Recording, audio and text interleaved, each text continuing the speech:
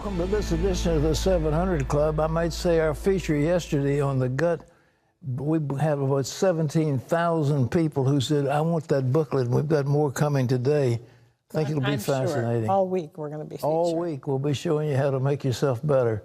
Well, Attorney General Jeff Sessions says the dangerous movement chipping away at religious freedom in America must be stopped. Yesterday, he announced that the Justice Department is taking action to protect you and me, people of faith. Well, some question if the FBI is up to the job, and that's because of its work with an agency that's labeled Christian organizations as hate groups. CBN's national security correspondent Eric Rosales explains. Attorney General Jeff Sessions made it clear religious liberty is our first freedom, and the DOJ will continue to actively defend it. The Attorney General announced the formation of a new Department of Justice Religious Liberty Task Force. It's a direct result of President Trump's executive order directing federal agencies to respect and protect religious liberty and political speech. Sessions says the cultural climate in America has become less friendly to people of faith. Many Americans have felt that their freedom to practice their faith has been under attack, and it's easy to see why. We've seen nuns ordered to buy contraceptives. We've all seen the ordeal faced so bravely by Jack Phillips. Christian baker Jack Phillips was ordered by a Colorado civil rights to stop making all wedding cakes when he refused to create one for a same-sex wedding. We had death threats. There were times where my wife was afraid to come to the shop just because she didn't know what kind of situation there would be. Some really, really dark times. While the task force is a step forward, some want the DOJ to take a closer look at its own practices. Florida Republican Matt Gaetz is demanding answers from the FBI over the Bureau's working relationship with the Southern Poverty Law Center. Representative Gaetz wrote a letter to the FBI calling this surprising and worrisome, as the SPLC is known to use its platform in order to denigrate and disparage certain groups by labeling them hate groups. The SPLC has named the Family Research Center a hate group for its biblical positions on homosexuality and gay marriage. It's even tagged Housing Secretary Ben Carson with the hate label. Southern Poverty Law Center is an arm of the extreme left. This hate labeling is totally illegitimate. It's contrived and it's for political purposes. CBN News asked the DOJ for a comment. A spokesperson said the Attorney General ordered the FBI to reevaluate its relationship with groups like the SPLC to ensure the agency does not partner with any group that discriminates. And if the FBI will follow through on that, I think it's a great day in America. The SPLC was recently forced to apologize and issue a $3.3 million settlement to Maajid Nawaz, an outspoken critic of radical Islam, for including him in a list of anti-Muslim extremists. Eric Rosales, CBN News. Well, that's good news. And ladies and gentlemen, we'll be watching it very closely and bring you up to date as to what's happening. Well, in other news, it's tragic. You know, they used to say there was a certain month or several months it was the fire season. Now, all year long in California, this is fire season. And wildfires in California are threatening 10,000 homes. John Jessup has more on that story from our CBN News Bureau. That's right, Pat. From north to south, the Golden State is on fire. As you can see in this video, firefighters are battling about a dozen fires, with the worst sweeping parts of Northern California. Dale Hurd has this report. The wildfires have been burning out of control from one end of the state to the other. The devastation is not just from the flames, but from the powerful winds the fire has created. The largest fire in California, the Carr Fire, has scorched more than 100,000 acres so far. Yeah, all the pictures, everything. Let's go. Some 12,000 firefighters are battling the blaze. Fire officials say they're making progress and say the fire is 23% contained. The Ferguson fire, which has threatened Yosemite National Park, is now 30% contained. More than 27,000 people remain evacuated. Ed Bledsoe lost his wife Melody and his two great-grandchildren, 5-year-old James and 4-year-old Emily. Talking to my little grandson on the phone, he's saying, "Grandpa, please, you got to come and help us. The fire's at the back door." I said, I'm right by you, honey. Just hold on. Grandpa's coming. At least 4 firefighters have been killed in the line of duty. The latest, 33-year-old Captain Brian Hughes, who was killed by a falling tree.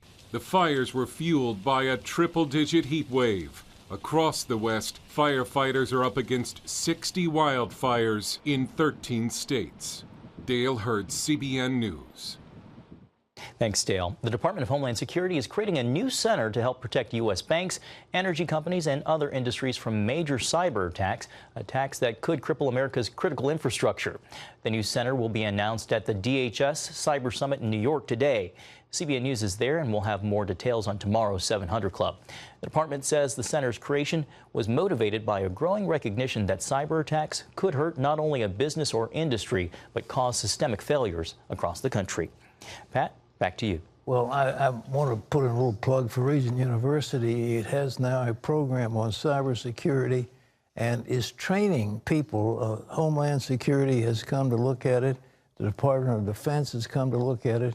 And the Navy Cyber Command has already had one group in training, and they have reserved at least 12 weekends so that they can come on the fabulous cyber range that is featured at Regent University. So if you want to get involved, here's the telephone number. It's 866-910-7615.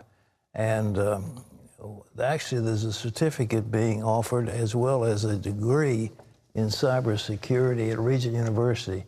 So it's the cutting edge, and we've got to do something. I mean, cyber attacks are real. We're getting hacked from all around the world, from Korea, from China, from Russia, and from just ordinary people in garages, wherever they are, that's set up to attack.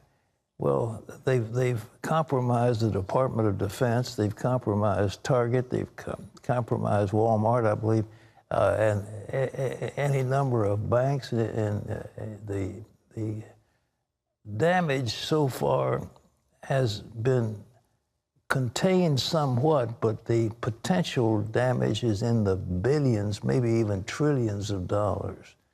John?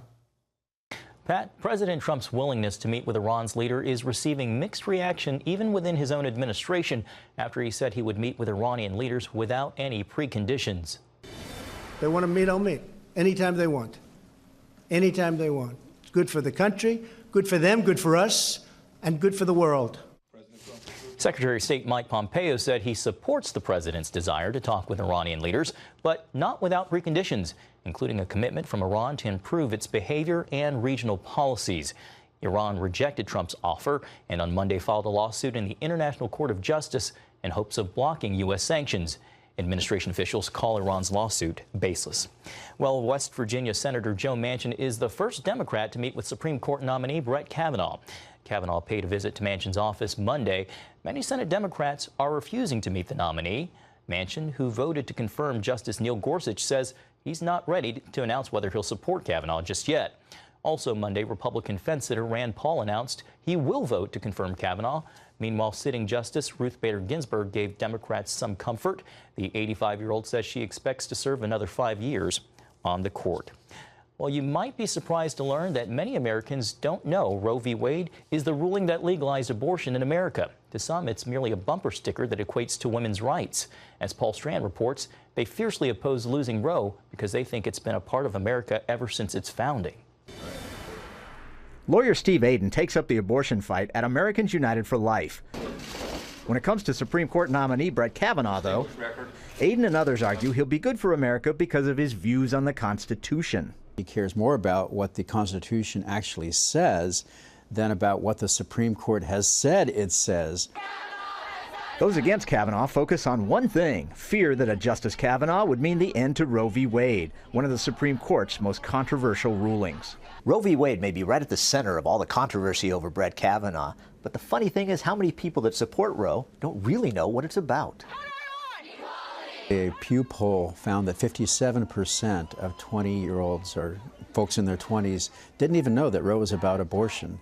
It's a bumper sticker. If you put a microphone in somebody's face and say, do you support Roe versus Wade? What they hear is, do you support women's rights? This research shows many younger Americans believe the 1973 ruling that legalized abortion goes all the way back to the nation's founding.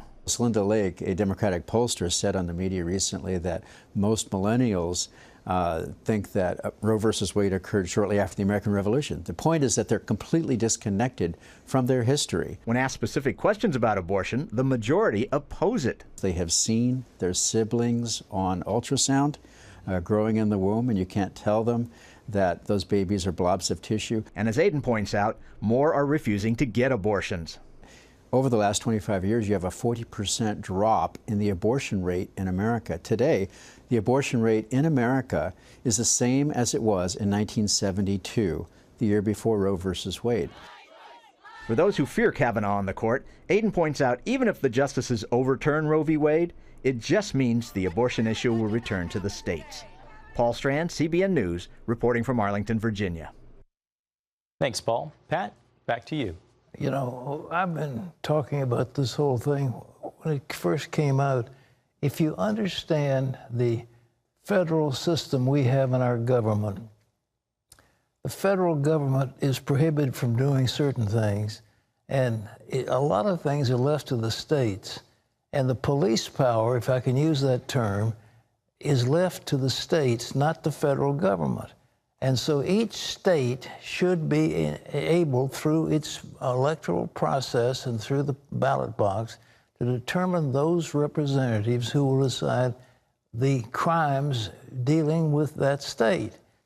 Now, once the Supreme Court federalized abortion, it has led to nothing but confusion. And Roe versus Wade was a put-up case. The participants were phony. The whole thing was phony. And the decision was by Justice Blackmun, was called Blackmun's abortion. It was so bad. The reasoning was so bad. The precedence was so bad. And they applied on that Griswold versus Connecticut thing, this so-called right to privacy. And then they started talking about penumbras and emanations and all that nonsense that had nothing to do with the Constitution. And out of that came Roe versus Wade. But it's a recent thing. It's 1973, but nevertheless, that said that abortion in the first trimester was constitutionally protected. Well, what about the rest of it? Well, it's been taken all the way to extreme.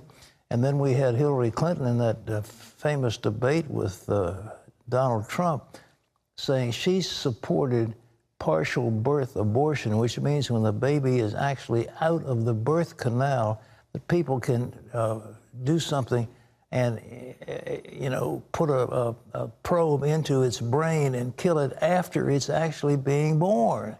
And she said, I will defend that. And when she said that, it was kind of like, you've had it with me. It was just too extreme. But that's how bad it's gotten. So we need to, and more millennials say, it's a baby. We're talking about my little brother and my little sister, and they're babies, and they don't want abortion anymore. So, as was pointed out, fewer abortions than they had in 1972. But Roe versus Wade is not part of the Constitution. And, but nevertheless, I don't think that there's any litmus test. I don't think Judge Kavanaugh or anybody like him has been asked specifically about Roe versus Wade. I don't think that's high on their agenda, but the Democrats are making it a big issue, and people don't understand what it is. They're not trying to change the Constitution. There was one bad case that federalized abortion, and it should have been left to the states. And if Roe versus Wade is overturned, that means that each state will have the privilege of voting on what it'll do having to do with abortion. And that is the way the law was supposed to be, and that's why we've had so much confusion, because we haven't followed the system that was set up by our founders.